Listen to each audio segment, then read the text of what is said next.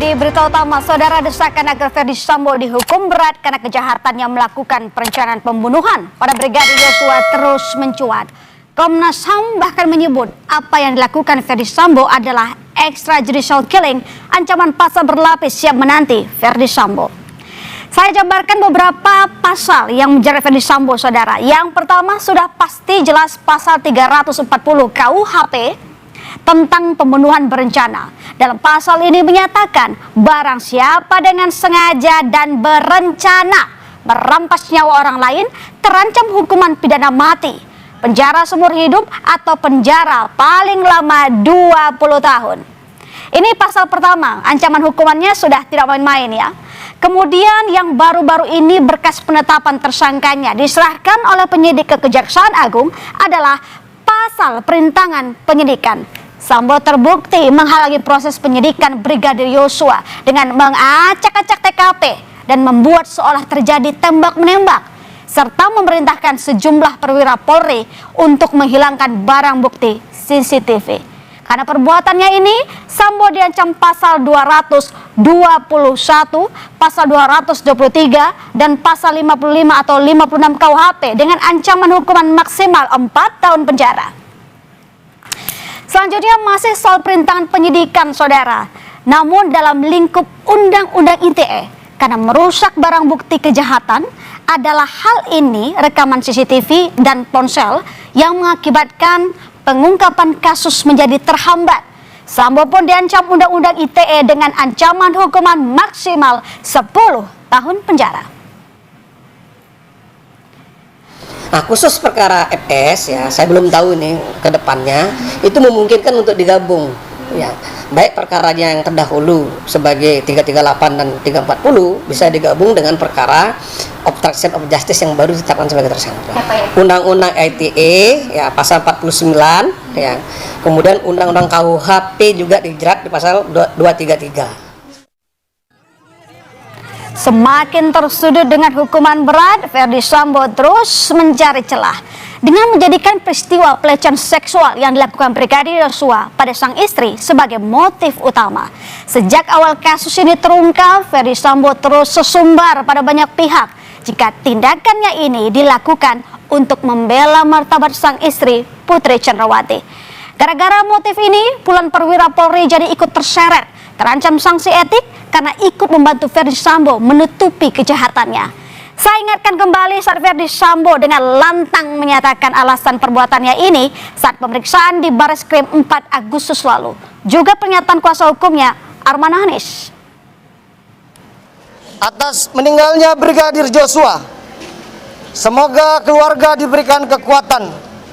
Namun semua itu terlepas dari apa yang telah dilakukan saudara Yosua kepada istri dan keluarga saya.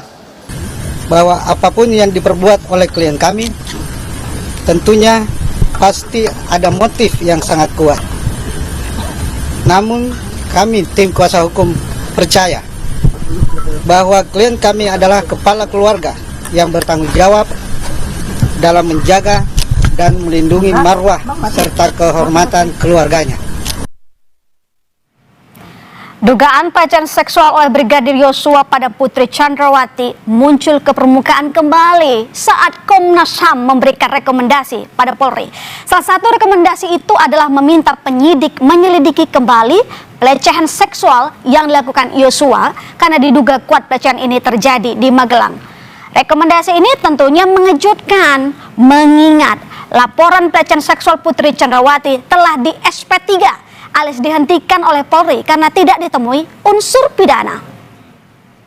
Dugaan kuat terjadinya peristiwa kekerasan seksual yang dilakukan oleh Brigadir J kepada saudari PC di Magelang tanggal 7 Juli 2022. Tadi detailnya disampaikan Bu Andi. Banyak kejanggalan pada laporan pelecehan seksual ini, saudara. Mulai dari lokasi pelecehan seksual yang awalnya diakui Putri terjadi di Duren 3, namun kemudian pernyataan Putri ini berubah jika pelecehan seksual yang diduga dilakukan Yosua berpindah ke Magelang. Dugaan pelecehan seksual di Magelang pun sebenarnya juga masih tanda tanya. Pasalnya tidak ada saksi. Saya ingatkan kembali beberapa poin dari kesaksian Bribka Riki Rizal yang juga berada di Magelang pada 7 Juli lalu, saudara.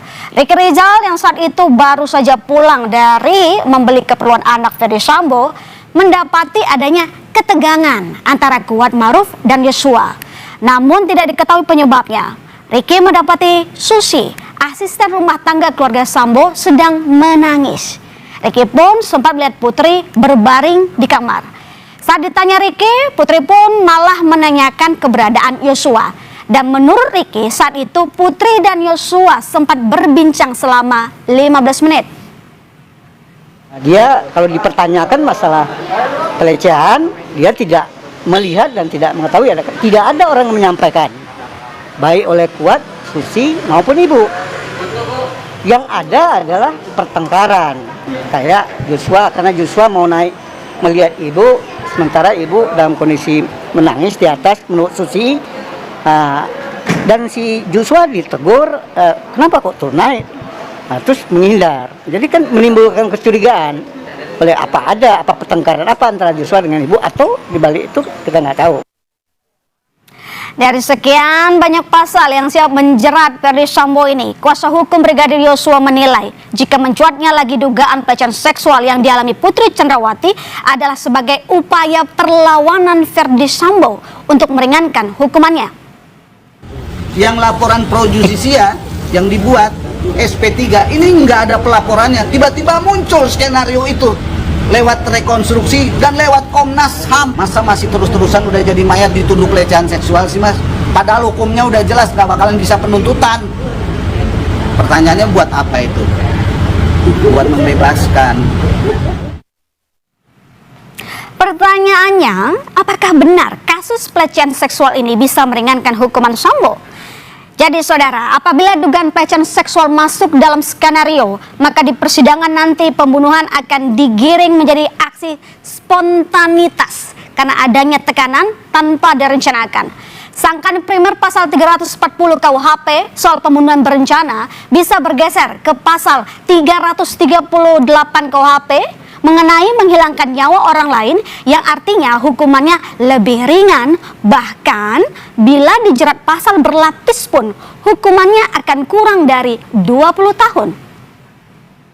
Pelecehan seksual ini kalau merupakan skenario, ini akan meringankan karena mungkin ini akan digunakan mengenai bagaimana pembarangan kejahatan ya.